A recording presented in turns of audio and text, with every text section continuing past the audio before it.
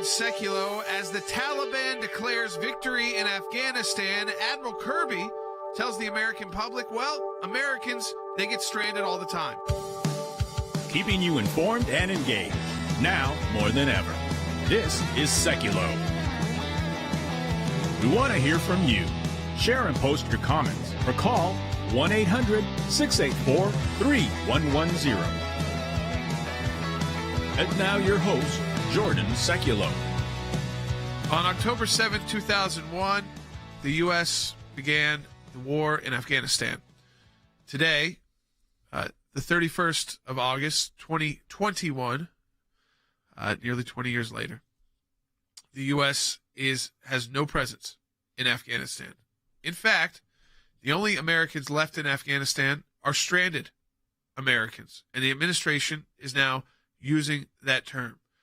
So I think on this day, it's important to remind you what your commander-in-chief told you before this mission to withdraw began to be executed. Take a listen.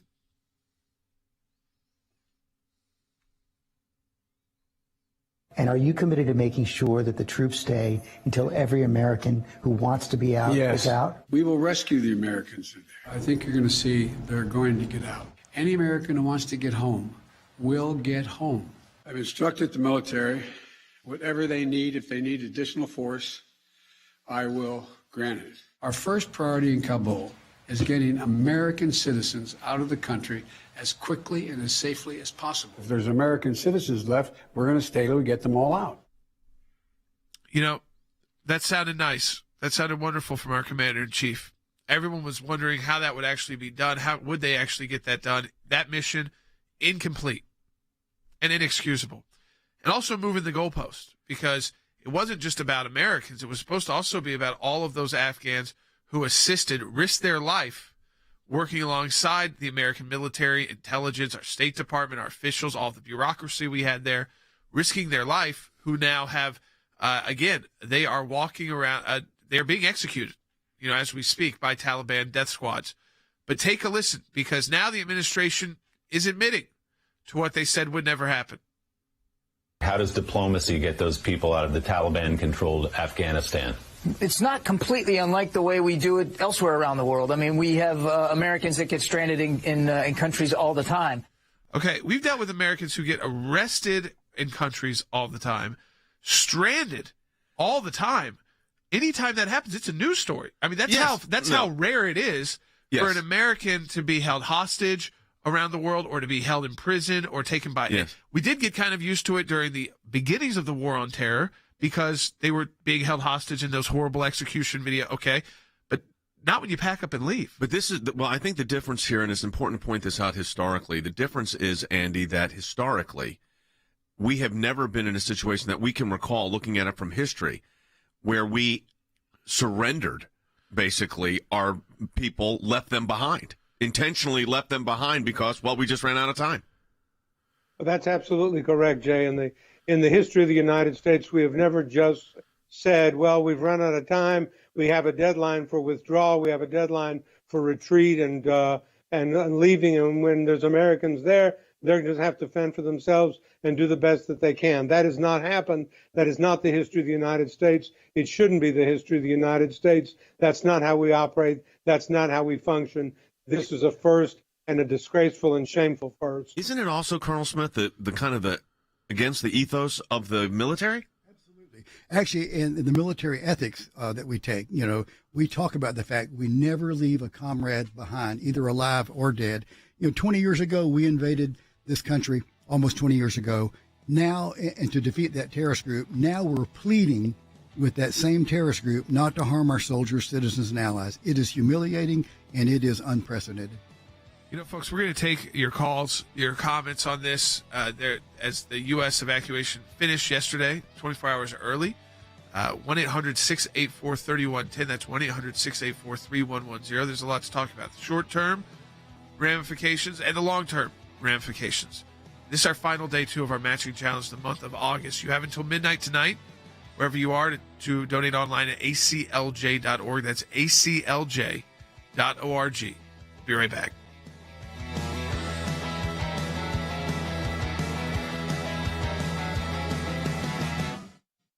Are you committed to making sure that the troops stay until every American who wants to be out is out? How about our Afghan allies? Does the commitment hold for them as well?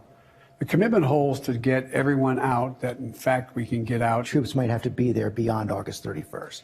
No, Americans should understand that we're going to try to get it done before August 31st. But if we don't, the troops will stay. If we don't, we'll determine at the time who's left.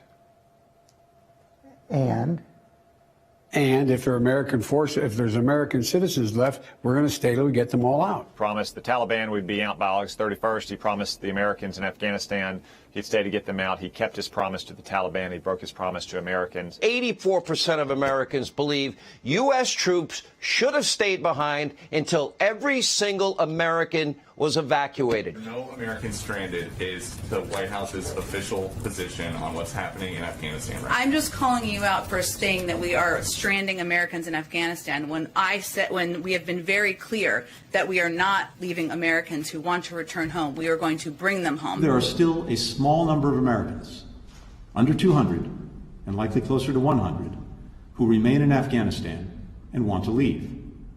We're trying to determine exactly how many.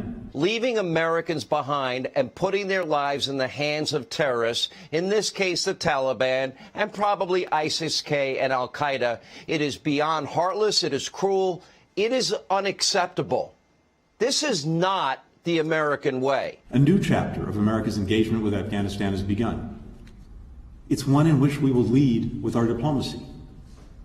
The military mission is over. A new diplomatic mission has begun. How does diplomacy get those people out of the Taliban-controlled Afghanistan? It's not completely unlike the way we do it elsewhere around the world. I mean, we have Americans that get stranded in countries all the time. We got to, yeah. Again, because I think you got to hear John Kirby's words about these Americans being stranded all the time. Because he's not, what he doesn't do is give you any context about how they got there in the first place. Why are they there? And this is not a one-off. This is not like some of the clients that we've helped with that maybe work in places that are more dangerous to be a Christian or where, they get harassment for that, but that's part of their life mission, and they're willing to risk that. Take a listen, though, first to what he says, and then we'll break it down. How does diplomacy get those people out of the Taliban-controlled Afghanistan? It's not completely unlike the way we do it elsewhere around the world. I mean, we have Americans that get stranded in countries all the time. I don't know where he's talking about exactly, because usually that's their high-profile stories. And they're places like North Korea, Iran, we had in Turkey. You see this in war zones, in places like Afghanistan during the conflict. The difference is, over these 20 years, the Americans that were stranded were Americans who came. They were either working for non-government programs, which were funded by the U.S. government, by the way. Missionaries. They may have been missionaries, so they may have been there for religious reasons or for business reasons, as contractors assisting the U.S. on the ground after 20 years. So a lot of these people were living there. So the U.S. stranded them. They're not just stranded people. They were stranded by the United States of America. That's a lot different than an individual deciding, I've become a Christian. I'm going to witness to other people in Iran. I know that can cause risk my life. Yeah. That's not the U.S. saying you have to, come to Iran. We'll pay you this. We'll give you this. We'll give you this. And we're going to get you all out. And then we don't. Yeah. Or even worse here. We have U.S. citizens in a war zone, Andy, that we are knowing we're trying to get out of for years. This isn't something new. This is 3-minute administrations of trying to get out. And rather than do it in a way that gets them out as part of the negotiation process here, let's get them out. This is what we're going to do. Stranded is not even the right word. Abandoned is the right word. Historically, we don't do this. That's exactly correct, Jay. It is part and parcel of a plan of action to remove Americans out of countries in which we have put them and in which we have encouraged them to go or have placed them militarily, commercially, or otherwise. You don't just walk away from them. When you decide to pull out, you do it pursuant to a plan that is coordinated among both sides and all people, and you get them out in an orderly fashion, not clinging to the bases of airplanes or trying to get over into Pakistan or Iran or somewhere like that. This is not the way. It was a shameful and awful act. You know, Than, is there any sense right now in Washington at all that this isn't just going to pivot right off of this to other news? It probably will, Jay. I mean, that's just the truth of it. But look, the message that you're hearing today, really from both sides of the aisle, that this is mission not accomplished. In fact, this is mission failed. You even heard it, Jay, from the chairman, the Democrat chairman of the House Armed Services Committee, Adam Smith, who he had very harsh words to say this morning. He said, look, we should have started the evacuation of the civilians much sooner. He said, I appreciate the pace at the end, but we did not start soon enough. And Jay, the other thing I'm hearing from Senator Cotton is very much along the lines of what Jordan was talking about. The administration wants to say, well, look, this has happened before. Jay, not in places where it was the United States vacating the battlefield in a place where they were holding the security. And Jay, here's the other piece of it. They were not vacating a battlefield to an entity that is a known killing entity. We left these people in a place and in a land that is now controlled by an entity that we know over the course of the history, over the last several decades, they are subject to killing at the hands of that entity. That hasn't happened before, Jay. I'm just still horrified at the way we've abandoned these Americans and these Afghans that have assisted the United States. We've also let there's the Connie Network's holding somebody, and we didn't demand the release of that individual. Yeah, Mark Frederick has been held for over a year. With all these supposedly negotiations that General McKenzie said that the Taliban, as he negotiated with them, they were helpful and useful. Apparently, yeah, they did not put on, as a part of the negotiations, release Mark Frederick, who is a veteran, who has been held captive by them for over a year. Let me play for you, General McKenzie, about his praise for the Taliban. I wonder if this will come back to haunt him in his career, to give them this kind of praise when we know that let me tell you what, the long-term implication of this is a safe haven for terrorism. ISIS-K already exists there, and other Al-Qaeda, and they will now have an opportunity they have not had in 20 years to have a place they can fully operate, plan, and then eventually what their goal will be to execute terror attacks, not in Afghanistan, but against the United States on U.S. soil. Take a listen to, I can't believe this is a U.S. general who was leads CENTCOM, for goodness sakes, Byte 40. I can tell you this, though, about what the Taliban has done. They established a firm perimeter outside of the airfield to prevent people from coming on the airfield during our departure. And we've worked that with them for a number of days. They did not have direct knowledge of our time of departure. We chose to keep that very information very restricted, but they were actually very helpful and useful to us as we closed down operations. He's talking, of course, about the Taliban, is what he said. Now, first, as you said, he talked about the perimeter. And while we were letting it play, everybody kind of looked and said, well, the perimeter would never really was always a problem. That's why there's Americans stranded. Is that how many times did those alerts go out to get away? Even before what happened last week, there was alerts then. There were alerts after that saying no more. So, and they didn't stop the terror attack. Well, they didn't stop the car bomb right at the gate. So they were great partners with this. I mean, I think what we saw is the Taliban is that they were willing to go so far to get us out today, Wes. They weren't risking their lives. Well, not only that, it was General McKenzie who, in his, now famous negotiations with this terrorist group, that they offered the U.S. control of Kabul. And that's where most of our citizens are trapped, in the city. There are some on the countryside.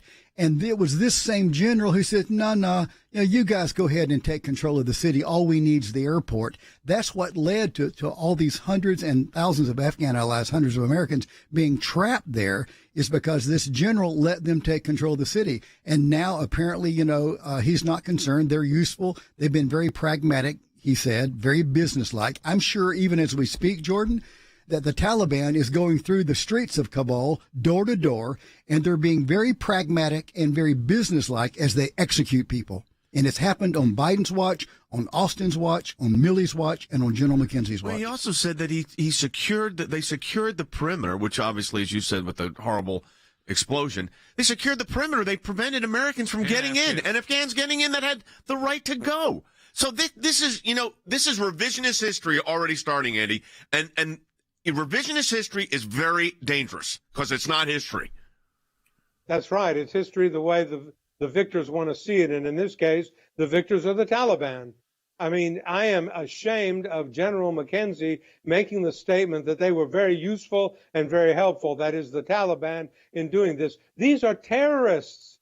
These are ISIS, Al-Qaeda, Hamas. These are all the same ilk. These are the same people, and we're praising them for their helpfulness and their assistance in what they did in the execution of this mission. How can you possibly say that? How can you possibly, in good faith, as a member of the military and a general officer in the United States military, be making an absurd statement like that? That is a shameful remark to make. But Than brings up the point, and Than, you said it, and that is keeping Washington's attention on this is going to be very difficult with everything else going on in the world. So we're going to document this, by the way. Our video team, Logan's leading up a project right now to document all this, because this is an atrocity that has taken place. We have abandoned Americans. It's not stranded, abandoned Americans behind enemy lines, and the Taliban is the worst of the enemy. You know what they do to people they don't like? I'm not going to say it on radio because you know what it is. But then, is anybody in Congress going to say to Joe Biden's administration, what went wrong here? Why did this happen?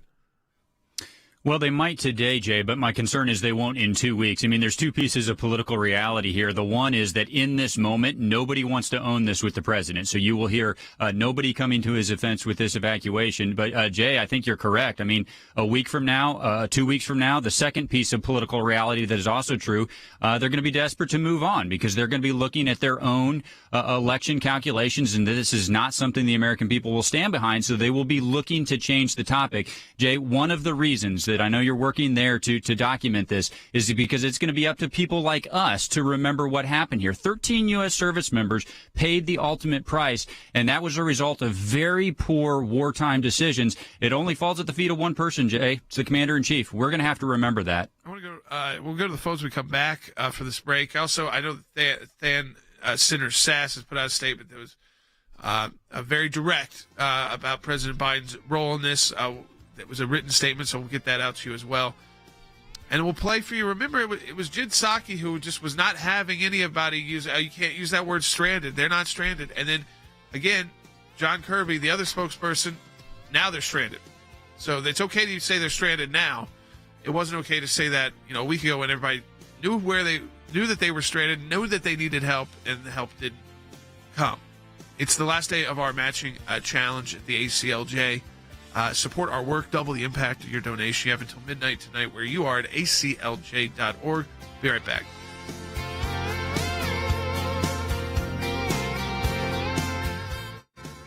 In my time in service, both as the CIA director and the Secretary of State, I watched the good work that the ACLJ was doing here in the States and all across the world. The ACLJ's work at the UN, overseas with the European Court of Justice, is incredibly important. We have on our team lawyers, non-lawyers as well, that are policy experts. They're all engaged in foreign policy issues. We have been focused on protecting the nation state of Israel, particularly before the United Nations. We don't shy away from the battles that are going on at the UN and just complain about them. We actually try to go in and do something positive and actually affect change. The risk of a incomplete or unsolid relationship within the United States of America and Israel is real. Israel is very important to the ACLJ, and we will always fight for Israel's rights. We had a series of cases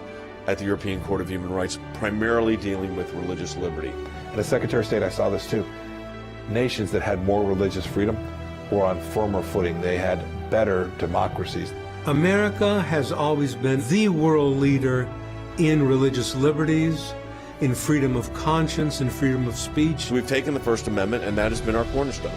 It's to defend the rights of people of faith and others that are having their rights abused. We not only hold our government accountable, but we hold other governments accountable. You have to keep the battle going when it's not cool anymore.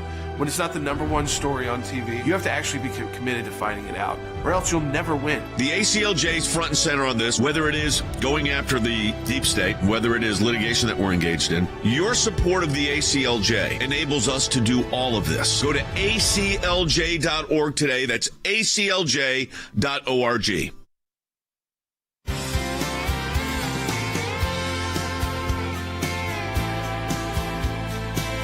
Welcome back to Sekulow. I want to get to your phone calls, 1-800-684-3110.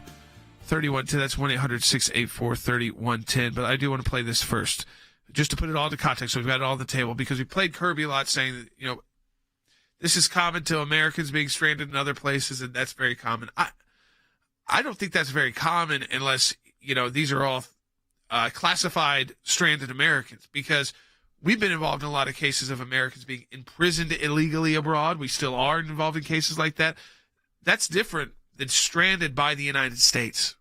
So what he's talking about, he is trying to use that word in a way that I think they're trying to be creative with it, because when Jen Psaki first heard it, she wanted nothing to do with that word. Take a listen. She wasn't trying to reuse stranded in a new way like Kirby is trying to redefine it. Take a listen. This was just a week ago. Most of the criticism is not of leaving Afghanistan, it's the way that he has ordered it to happen, by pulling the troops before getting these Americans who are now stranded. Does he have a sense of that? First of all, I think it's irresponsible to say Americans are stranded. They are not. We are committed to bringing Americans who want to come home. No Americans stranded is the White House's official position on what's happening in Afghanistan right now. I'm just calling you out for saying that we are stranding Americans in Afghanistan when we have been very clear that we are not leaving Americans who want to return home. We are going to bring them home. Okay. Calling you out for saying that we are stranding Americans. Okay, we're not leaving Americans, and we're going to bring them home. Okay, so they despise that word until today. Take a listen. How does diplomacy get those people out of the Taliban-controlled Afghanistan? It's not completely unlike the way we do it elsewhere around the world. I mean, we have Americans that get stranded in countries all the time. And then he talks about for Blinken yesterday, how many is it? And so they're throwing out these numbers. Take a listen. We believe there are still a small number of Americans, under 200 and likely closer to 100, who remain in Afghanistan and want to leave. We're trying to determine exactly how many. Okay, those 200 to 100 people that want to leave. So that takes out the people who are saying, you know what, this is my job, or I'm here and I'll deal with the risk. That's their personal decision. That's different than being stranded. These people are stranded because they want to leave, and they have told the U.S. government they want to leave. The U.S. government knows they want to leave. We now have a group that loves cutting those people's heads off and putting it on social media sites so that you see it, so that others see it. How many days out are we from that? I know that people are saying, well, that helicopter image that went through, that wasn't someone actually losing their life. They were hanging on and actively, but they are flying the helicopter. Yeah. They're showing what they can do already with some of this equipment. We have a call about that. And the Chinese government also is supposedly already over there evaluating all this equipment. Right. And they know, listen, it's not going to take them long to figure out how to fly these equipment. They've got experts. Yeah. And in fact, they also have any of those Afghan military that were trained. We don't know what side they're on, or if they're being forced. Like, I remember a story last week. The Taliban forced the police back into the street. Right. And traffic cops. So they forced them to put on their uniforms again. And so they are trying some sense of governing, but they do know that's a serious problem for the Taliban. That's something to talk about when we talk about long term. They've never been a governing body of a size this large, especially these kind of cities. Let's go to Lawrence first in New York on that question about the equipment. Hey, Lawrence, welcome to Sekulow. You're on the air. Hi, thank you so much. I really enjoy your show, and I usually listen to it every day. My question is related to the equipment that has been left there. It's just so ludicrous leaving all this equipment as well as stranding our people there. Could there be an alternative motive that we're just not seeing? It just makes no sense to me. And I ask your expertise to answer the question. I think the initial motive was they weren't left behind for the Taliban. They were left for the Afghan military, Wes. That was the problem, is that they were left, and instead of having a plan of, well, if this military falls, which no backup. They said it was interesting that all of the analysis said that military will fall. There was no one that said they're going to be able to hold this. Everyone said, I think the longest time frame was 90 days, what we heard. So no one was giving them credit to be able to actually continue their fight against the Taliban. But I guess there was no plan then to deal with these weapons once we knew that they couldn't fight the Taliban. You're right. And what normally is done, has been done in situations similar to this in the past, is that if you have to abandon the equipment, you destroy it.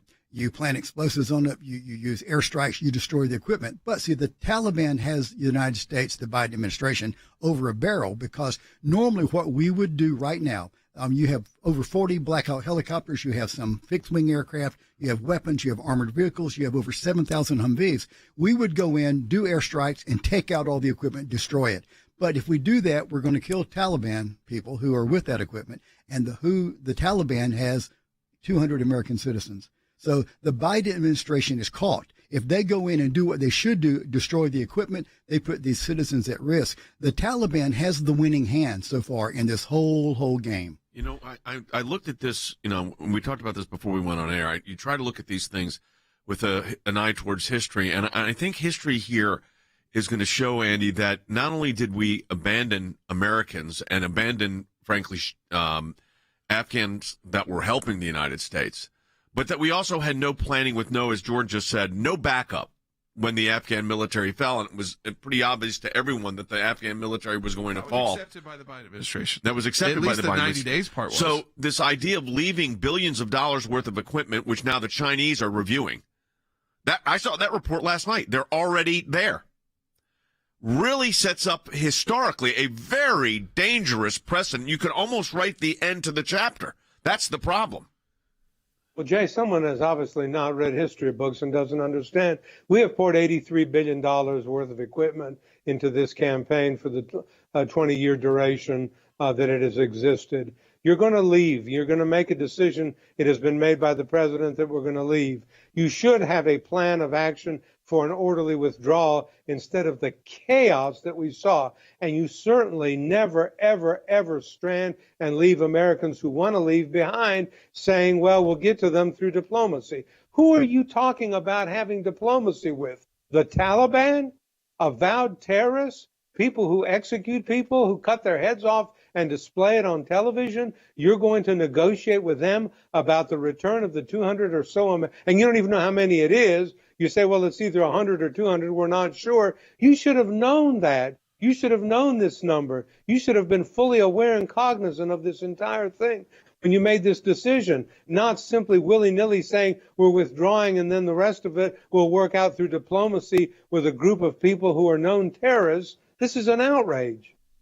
No, I think that it is very upsetting to any American people, and it's in the military. I saw the hotline numbers are up right now for veterans. I mean, hey, I know we're talking to a lot of veterans right now, Wes. I mean, that's important that people are feeling like they need to talk to someone. There are people to talk to. Yeah, I mean, people have lost their lives there. They've left parts of their bodies there. They have been traumatized by the mission there, post-traumatic stress.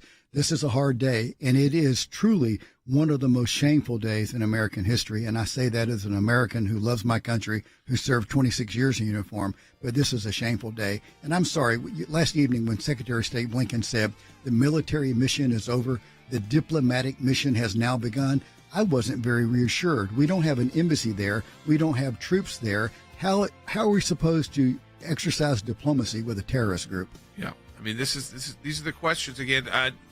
We're all going to be getting into. Again, I encourage you to support the work of the ACLJ. This is the final day of our matching challenge of August. A big thank you to everybody who has supported us. That's right, the concert tonight on Facebook, 8 p.m. Eastern Time. So you can check out the Jay Sekulow Band then. But encourage you, you've got until midnight tonight to double the impact of your donation at ACLJ.org. Second half hour coming up in just 1 minute.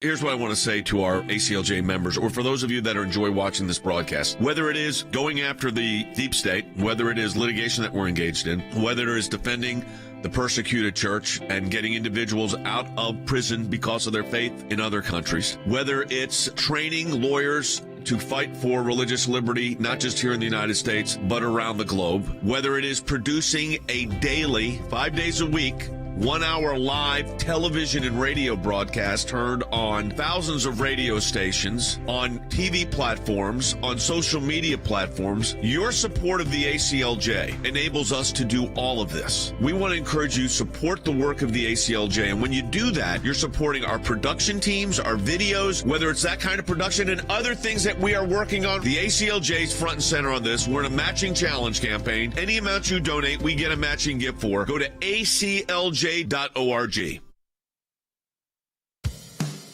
Keeping you informed and engaged, now more than ever. This is Sekulow. And now your host, Jordan Sekulow. So I want to put some context to what we've been talking about the first half hour of the broadcast for you. We'll get to some more of your phone calls too, 1-800-684-3110.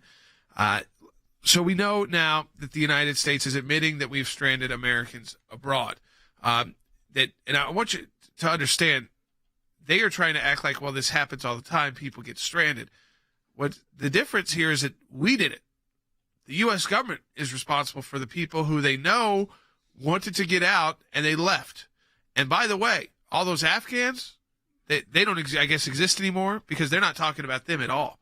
And they're facing serious jeopardy as we speak. I mean, honestly, we don't know that the atrocities that might start occurring in Afghanistan with the Taliban having this kind of control without fear of any kind of response from the United States.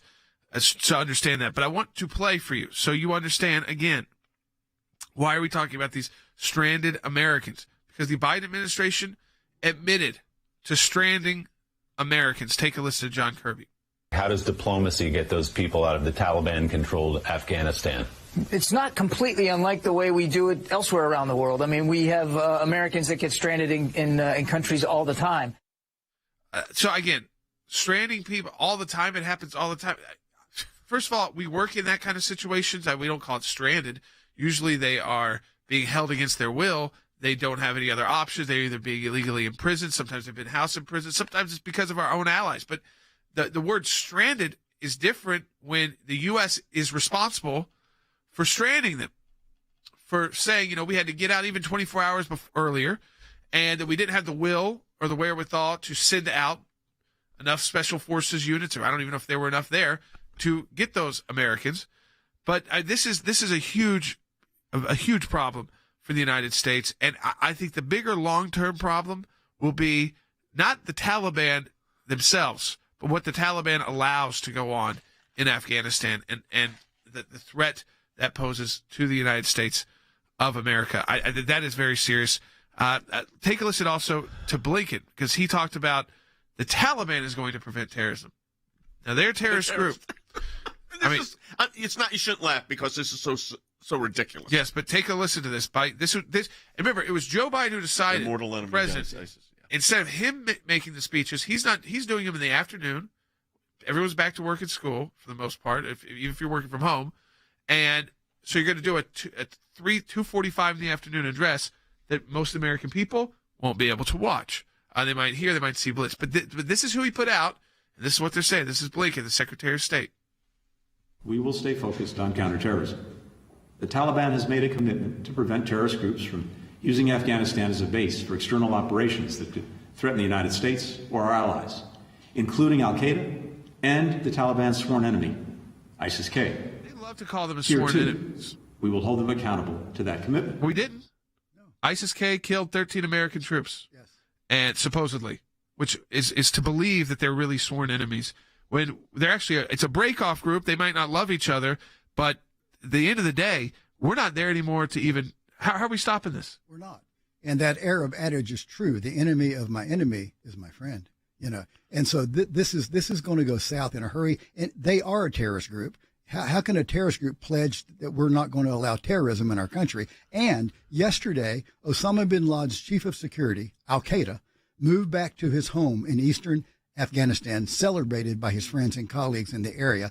ISIS-K still operates. Al-Qaeda will have an umbrella of protection there because the Taliban is also a terrorist group. Oh, and I think the Al-Qaeda angle is important, too, because they like to talk about, well, they've got this sworn enemy in ISIS-K. Well, what about Al-Qaeda? That's not their sworn enemy. They trained Al-Qaeda. And ISIS-K is them, too. Of it's course. The breakup of the Taliban. It's not like the ISIS guys We've from given Syria. a country to terrorists.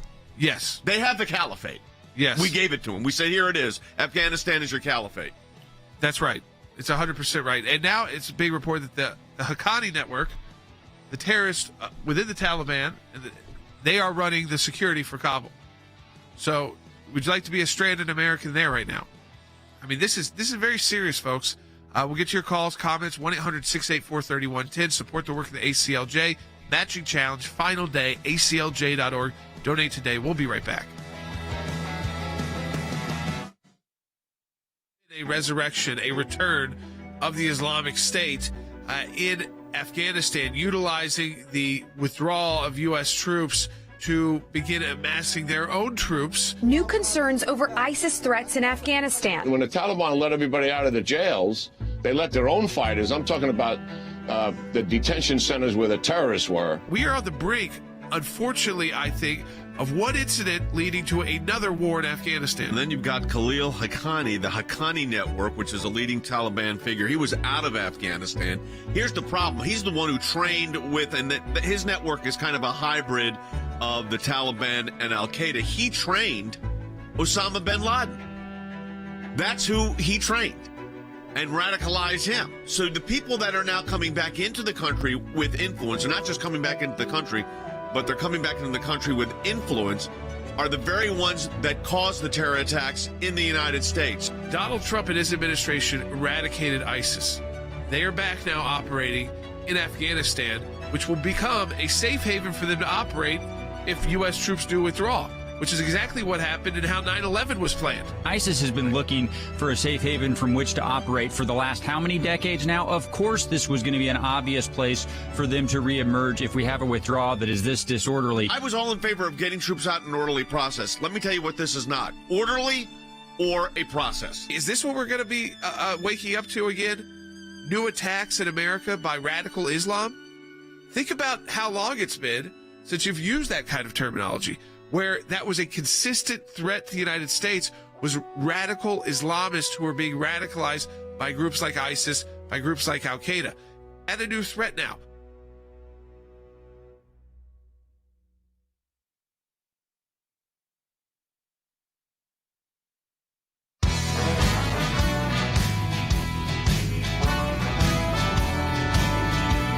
New report out of Fox News 2. It comes with audio. It'd be too difficult to hear, especially if you're listening on radio. But it comes with audio about the Taliban committing these house-to-house executions in Kabul, not in some province way outside, in no man's land, but inside Kabul, house-to-house executions. And people are picking it up on their audio of their phones in their apartment buildings. You can hear gunshot, and then time over, gunshot. So these executions are occurring. And remember, these people who were being executed were the people we made the promise to.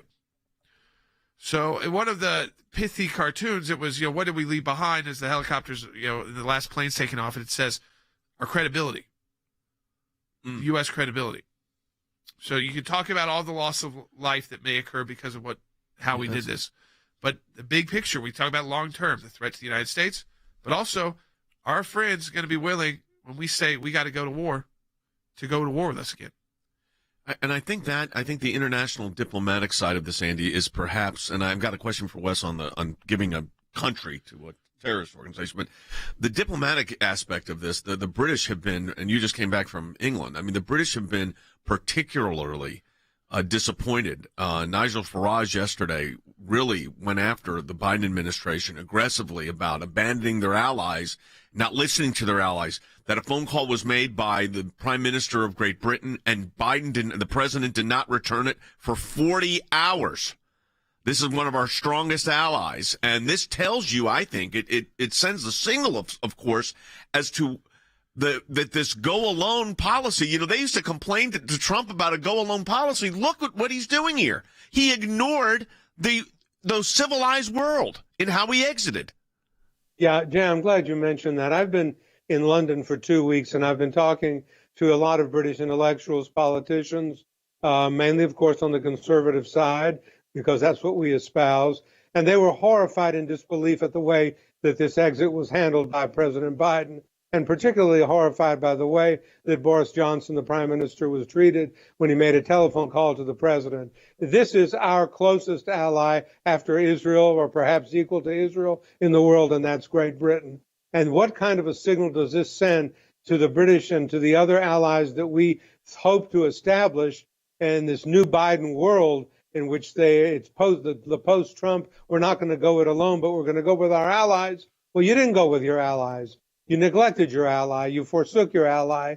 You forsook your people, your own Americans whom you left stranded. And don't think that message did not get across to the British people, because it did, and to the British government because it did. And they were horrified by Americans, because the question that they asked me, what have you achieved in 20 years? What have you done? You're leaving your own people behind. We don't do that. That is, as the British say, not done. Yeah, I want to play with the Democratic chair of the Armed Services Committee said about the way the Biden administration, his party, has handled this. Listen. Are you confident with where the U.S. goes from here? Well, absolutely not. It is a very chaotic, very difficult situation. As you noted, the Taliban cannot be trusted. I mean, even the Taliban can't control the Taliban, and they certainly can't control ISIS-K, as we learned a few days ago. So, no, I mean, no one should be confident about the situation in the chaotic situation that we have in Afghanistan. So let me go Than first. So how does that translate into real action, though? Yeah, that's the question, Jay. I mean, I would say two things on this. First of all, he's 100% correct, of course. When ISIS-K killed 13 U.S. service members just a few days ago, Jay, I want people to hear this. They came through checkpoints manned by who? Manned by the Taliban. So we trusted the Taliban. They led ISIS-K. They killed service members. But here's the important point, Jay, to your question about will it translate to tangible action. That person that you just heard from, Congressman Adam Smith, he is the chairman of the House Armed Services Committee. So what I want to say to the chairman is 2 or 3 weeks from now, when the House reconvenes in Washington, D.C., are you still going to be asking that question? Because if you're still asking that question, Jay, he has the authority to call the hearings and demand an investigation. Will he do it? I don't know. You know, let's go to the phones. Lily in Idaho, online too. Hi, Lily. Welcome to Sekulow. You're on the air. Hi, Mr. Sekulow. I am just totally heartsick about this whole thing. I watched my brother-in-law come back from Vietnam. I watched that on the news. My question is, on this, they were given a list. Now, I don't know who they are. The Taliban got a list from the United States. You say that they have video of people being shot in their faces. Are we as Americans going to have to sit on our hands? There are reports coming out right now, because your phone line went bad on us. Sorry about that. There are reports right now of house-to-house executions going on as we speak in Kabul right now. We, the United States, gave the Taliban a list of who the people that could be cleared are, because we forfeited the ability to control access to the airport in the streets. This is the problem, Wes. It is. It's one bad decision compounded by another bad decision, compounded by another bad decision. We could have controlled the security in Kabul. We forfeited to the Taliban. And then instead of doing what the British and French did, sending teams out to rescue our citizens, oh, no. The Taliban's providing perimeter security. We'll give them the names and addresses of both Afghan allies and citizens so they can help get them to the airport, which, of course, never happened. You know. Well, listen to what Tony Blinken, the Secretary of State, said about all this. We will hold the Taliban to its pledge to let people freely depart Afghanistan. The Taliban is... Can we just stop? Yeah, we're going to hold them to the. I can't even listen to the rest of this. We will hold the Taliban to its pledge to let the people freely depart Afghanistan. They didn't, Andy, let them depart Afghanistan when U.S. troops were there. Yeah, and how are you going to hold them to the pledge? Are we going to go back again? Is that what he's saying? What are you going to hold? You're going to hold a terrorist to a pledge. I'm a terrorist, okay? I'm Hamas, I am Al-Qaeda, I'm ISIS-K, and I make a pledge to you, and you're going to hold me to the pledge? You think that there's honor in that pledge? And Anthony Blinken, this absolutely naive Secretary of State, making that kind of a statement, you're going to hold him to the pledge? By what means do you intend to do that, Mr. Secretary of State? Why don't you answer that question? Well, don't worry. He says, I'm quoting a Taliban leader who said any Afghans may leave the country, including those who work for Americans. If they want, and for whatever reason they want, they can leave. Meanwhile, they're going house to house, executing them right now. Well, I think the point is... Good job, Joe Biden. The point is this, which is what the Democrat congressman who chairs the House Armed Services Committee said. Taliban can't be trusted. They can't control themselves. So one Taliban commander, it cannot tell another guy, and it's all tribal based and regional based, and so they don't have this command and control structure the way that we envision militaries having. Also, that they can't control. That we know that they can't control the outside terror groups that are inside Afghanistan that are supposedly unrelated to the Taliban. So if you can't do any of those things, Taliban can't be trusted, can't control themselves, and can't control outside the terrorist groups operating within. I mean, that's everything, Wesley. They can't. That means all you can do is all it is chaos and violence and death. Yeah, absolutely. Afghanistan, thanks to the decisions of the Biden administration, is a failed state. It is chaos. It is lawlessness. And we had thousands of troops there, not near as many as we should have, but we had thousands of troops there while our citizens were trapped. We could have applied pressure then. We could have forced the Afghanistan under threat of military action to actually honor that empty commitment that Secretary Blinken is talking about. What he said is empty rhetoric, and the Taliban knows it. Al-Qaeda knows it. ISIS-K knows it. And one other thing about our allies and what happened in Great Britain, what Andy shared disturbs me. You know, we had over 20 countries join us in Afghanistan. Why did that happen? Because America was attacked on 9/11, and they invoked Article 5 of the Charter for NATO. So those other NATO countries went with us because it was a defense of America, and yet we did not consult them. We simply turned on our heels and left. And then the president has the audacity not to return the phone calls of the British prime minister, probably because he did not want to face what Boris Johnson was saying. This is a shameful disgrace, and all of this is on the shoulders of our president. I like to play this sound because these are Democrats talking about this situation. So, again, the chair of the House Armed Services Committee, Congressman Smith, he's a Democrat. Take a listen. He had more to say. But now the Taliban is the Afghan government. I mean, look, if there was one sort of central failing in this exit, it was to not, take a cold-eyed look at what was going on there and say the Taliban are going to take over. And whether it's weeks or months, it's not going to be years. It's going to be days, weeks, or months. And if that's the case, what do we need to do? And two big things. One, we need to pull a lot more equipment out. Two, we needed to get people out sooner, particularly the Afghan SIVs. That should have started much sooner than it did. But it did not. So a lot of this, again, the best assessment possible, I just want to remind everybody here, was that the Afghan military and their government, primarily Kabul, could hold on to Kabul for 90 days. That was all that they thought was the best case scenario after we left, was very little time. So if that was the best case scenario, why didn't you plan on the chaos? Because if it was falling within 90 days, which it fell much quicker, that fell in hours. But if it's falling in 90 days, that doesn't give you a lot of time. You've got to get everything done before those 90 days start. Because you're saying it's going to happen within those 90 days, as it did in the first day. And of course, that was just one report. A lot of intelligence reports were worrying a week before they started, don't do this right now. The military will fall. Back with our final segment.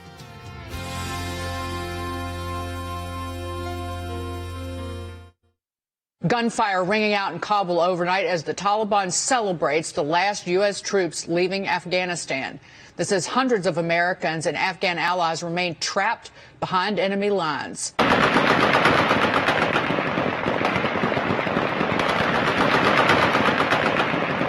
America's exit marks an end to 20 years of war and bloodshed in Afghanistan. But there's growing fears and uncertainty among many Afghans still living there as the Taliban takes charge. Major General Chris Donahue, the very last U.S. soldier to leave Afghan soil. You can see through night vision as he gets on the very last military transport plane out.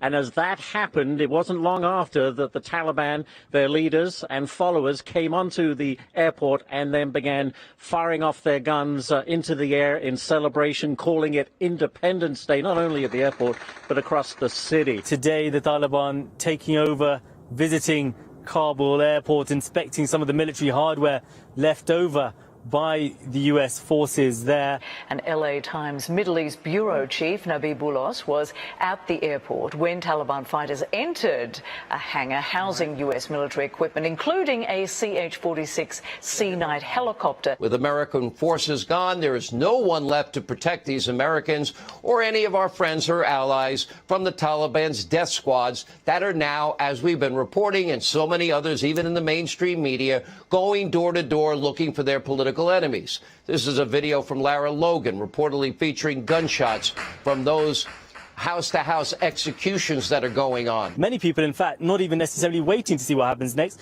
but leaving the country. I was at a bus stand in Kabul yesterday. There, employees telling me the number of people heading to the borders with Iran, Pakistan have doubled, if not quadrupled, in recent weeks.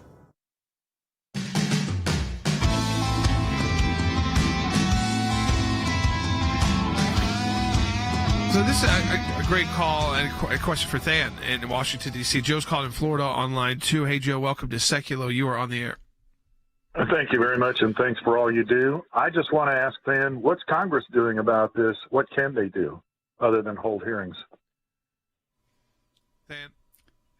Yeah, I mean, well, they have a fiduciary responsibility, Jordan, to get to the bottom of it, to conduct oversight over the administration. And if they do believe that there were failings here, which, you know, unequivocally there were, Jordan, it is their responsibility to conduct that oversight. And this goes back to the conversation I had with Jay just a moment ago about the comments from the House Armed Services Committee Chairman, Adam Smith. Jordan, everything he said in those two statements, 100% correct. You can go through the list of failings that go all the way up to the commander-in-chief. But my question for him is, when Congress reconvenes in 2 or 3 weeks, is he still going to be focused on this, Jordan, or is he going to be talking about the infrastructure, social spending package that they want to pass? I don't know the answer to that. History suggests that their attention span is very, very short. But to what I would say to Joe is, you just heard the sound from the chairman. He can call those hearings. He can do the investigation. He can conduct the oversight if he wants to. Yeah, I think that there's also been a lot of discussion about the way that they've authorized these military engagements. They put very broad authorizations of force that have been used by Bush, Obama, Trump, Biden. Still, those are all coming to a close now. So that's also something Congress can look at, is tightening the language, because those were done in a response to a catastrophic event in the United States, which was the 9/11 attacks.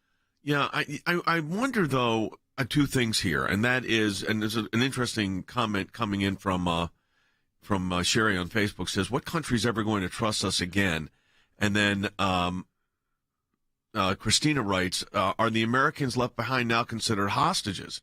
And that's hard. Maybe not yet. Not yet. And maybe not all of them, but some of them likely will become hostages. I can almost guarantee that, if they are even given that opportunity and not just killed. But the loss of trust, I think one of the lessons here, Andy, from this is the loss of trust from the United States leadership is dramatic. I don't know how you would fix it. Jay, if you were an ally of the United States like Great Britain, would you trust the United States again to join a mission that when you're called upon to do so, you initially went to do it? If this is how it's going to end, I can tell you the British have no trust anymore. Would you, as an independent country, solemnly pledge to assist the United States, send and put into the harm's way your troops and your military, if this was the way that the President of the United States disembarks from the sinking ship? I don't think so. What does this do to Colonel Smith, to the military? Oh, man. I have talked to so many of my military friends the last week or two. They are so upset.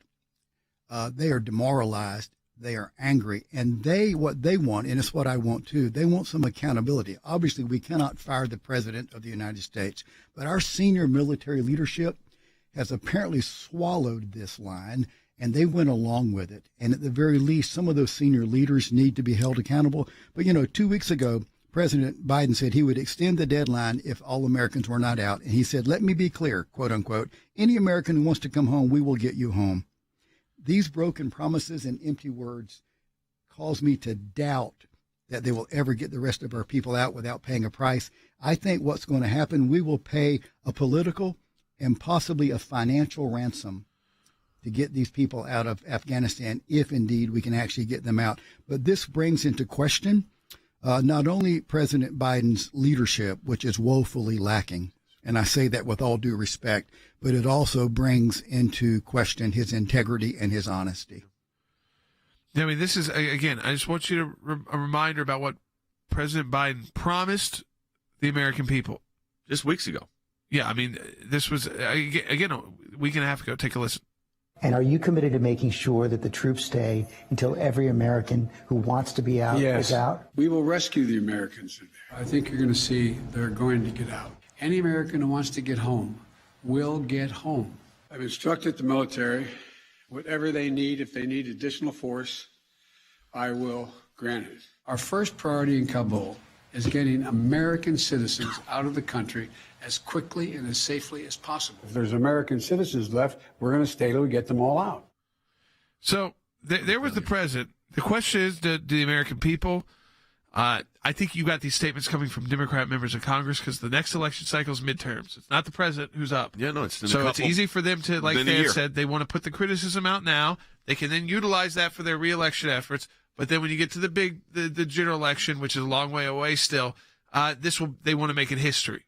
And I think that, unfortunately, this is shown to work as a strategy in the U.S. I mean, politically. Yes, politically.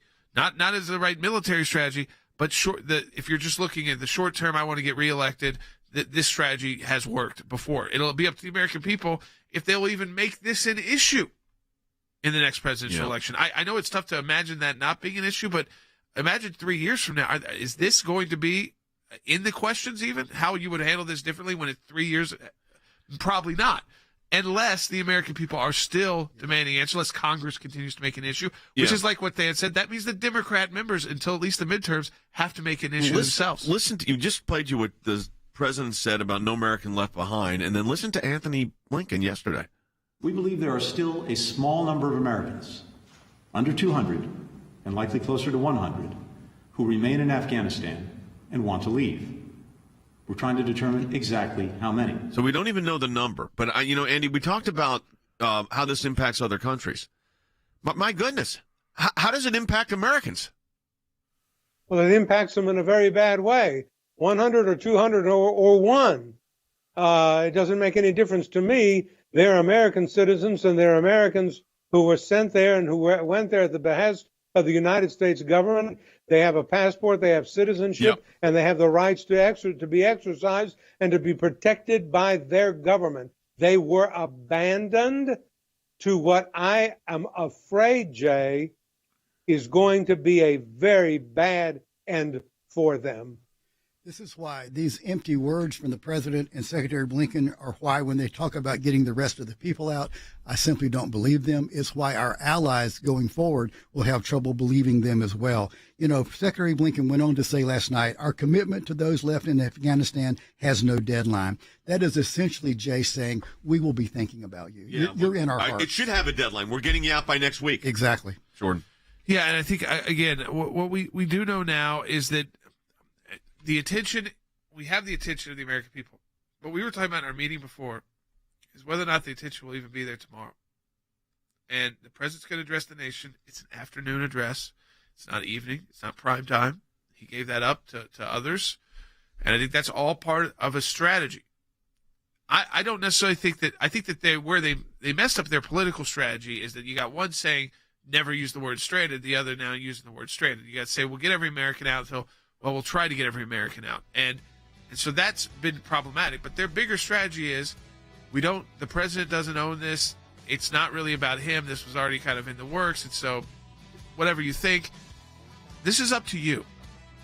All of you listening right now, whether or not this will matter a day from now, a week from now, a year from now, unless we all forget and then the terrorists do strike. Then we'll all remember again. But we don't want that in our country. We of course not. That is what we fought and fight against. The question now is, are we so hampered that we can't stop it? Remember the matching challenge at ACLJ.org and the concert tonight, 8 p.m. Eastern Time on the Jay Sekulow Facebook page. We will talk to you tomorrow.